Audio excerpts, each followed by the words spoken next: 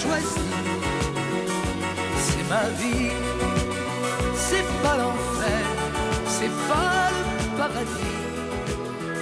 Henri Rochon est né à Montréal le 12 mars 1924. En revenant de l'école, le jeune Henri passait tous les jours devant un club de tennis. Le nez collé sur la clôture, il admirait le jeu et se mettait à rêver. À l'âge de 7 ans, il fait ses débuts au tennis sur un court bien élémentaire, puisqu'il s'agit d'un lot vacant traversé d'un filet fabriqué de manière artisanale.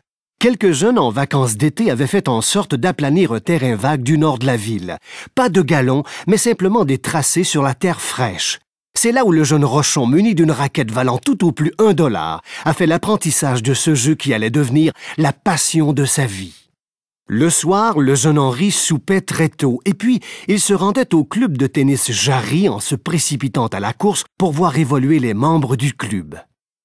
À l'âge de 9 ans, il défait le champion de la paroisse de Saint-Eusèbe, un adulte de 25 ans. Même le curé de la paroisse, qui ne voulait pas croire aux chances d'Henri Rochon de battre son champion, avait fait un pari douteux. C'est à partir de cette date qu'Henri a été remarqué par des promoteurs de tennis dont Paul Stewart et Paul Bédard, qui l'ont intégré au club de tennis à Outremont, où il a pu se mesurer à meilleur que lui. À l'âge de 14 ans, il gagne le tournoi du club Stewart dirigé par Paul Bédard et à l'âge de 15 ans, il devient champion junior provincial. À 17 ans, ne pesant que 105 livres, il remporte le championnat intermédiaire adulte où il défait en 5 manches Jean-Jacques Denis. Il remporte aussi le championnat junior provincial où il défait Bob Watt Jr., champion défendant. La même année, en 1941, Rochon et Watt Jr. unissent leurs efforts et battent Marcel Rainville, gagnant des internationaux du Canada en 1934, et Roger Durivage, 4e au Canada en 1940, pour remporter le championnat de double du club Stewart. Plusieurs spectateurs étaient perchés dans les arbres, les poteaux et sur le sommet des clôtures environnantes pour être témoins de cette finale mémorable. L'hiver, pour ne pas rester inactif, Henri Rochon joue au ping-pong et en 1941, il devient champion provincial, défaisant le grand favori Jean-Jacques Desjardins. Les matchs hors concours sont fort populaires en ces années. Et l'on mentionne qu'Henri, à 16 ans, bat Pauline Betts, qui remportera 4 fois le US Open, en 1942, 43, 44 et 46, ainsi que Dorothy Round-Little, 2e joueuse mondiale, alors qu'il n'avait que 17 ans.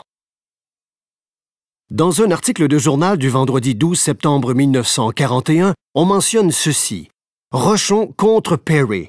Il était pratiquement certain hier soir que Henri Rochon, l'étoile du tennis local, rencontrerait Fred Perry vendredi soir prochain dans un affrontement hors concours au profit de la Croix-Rouge du club Mont-Royal.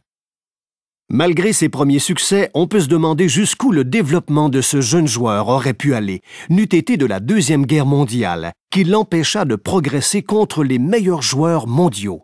De 1941 à 1945, il n'y a pas eu de classement canadien, et de 1940 à 1945, la Coupe Davis n'a pas eu lieu, limitant ainsi son nombre de participations à la formation de l'équipe canadienne. Participation à la Coupe Davis de 1946 à 1956. Henri Rochon a représenté son pays pendant 10 ans. Ses principaux compagnons d'armes durant ces années-là ont été Brendan Macken, Lorne Main et Robert Bédard. Il a eu l'occasion de jouer contre les meilleurs joueurs au monde de son époque, soit les Américains et les Australiens. Il a notamment fait face à l'Australien Denis Pales, finaliste de l'Open d'Australie en 1946, gagnant de l'Open d'Australie en 1947. À l'Australien Frank Sedgman, gagnant de l'Open d'Australie en 1949 et 1950, du US Open en 1951-52 et de Wimbledon en 1952. À l'Australien John Bromwich, gagnant de l'Open d'Australie en 1939 et 1946, du US Open en double avec Frank Sedgman en 1950. À l'Américain Arthur Larson, gagnant du US Open en 1950. À l'Américain Tony Trabert, gagnant du US Open en 1953 et 1955, de Roland-Garros en 1954 et 1955 et de Wimbledon en 1955. À l'Américain Herb Flamm, finaliste du US Open en 1950. Et à l'Australien Ken Rosewall, gagnant de l'Open d'Australie en 1953, 1955, 71, 72, de Roland-Garros en 1953, du US Open en 1956, 70 et finaliste en 1955 et 1974.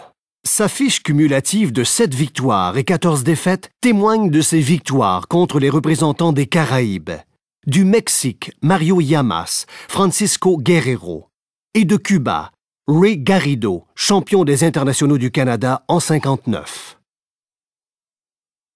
Mais lors de ces défaites, 5 d'entre elles ont eu lieu l'année même où ses adversaires remportaient un tournoi du Grand Chelem. Denny Pales en 1947, l'Open d'Australie. Frank Sedgman en 1949, l'Open d'Australie. John Bromwich, Frank Sedgman en 1950, le US Open. Tony Trabert en 1953, le US Open. Et finalement, Ken Rosewall en 1955, l'Open d'Australie. De plus, fait à noter, tous ces matchs se déroulèrent sur gazon, surface sur laquelle tous ces champions avaient remporté leurs épreuves cette année-là. Autre match mémorable. Henri Rochon a joué des matchs mémorables qui se sont terminés ou par des victoires surprenantes ou par des défaites honorables. En 1941, au cours de sa marche triomphale dans le tournoi du club seigneurial, il avait éliminé Gilbert Hall, 12e joueur senior aux États-Unis, et Ross Wilson, membre canadien de la Coupe Davis.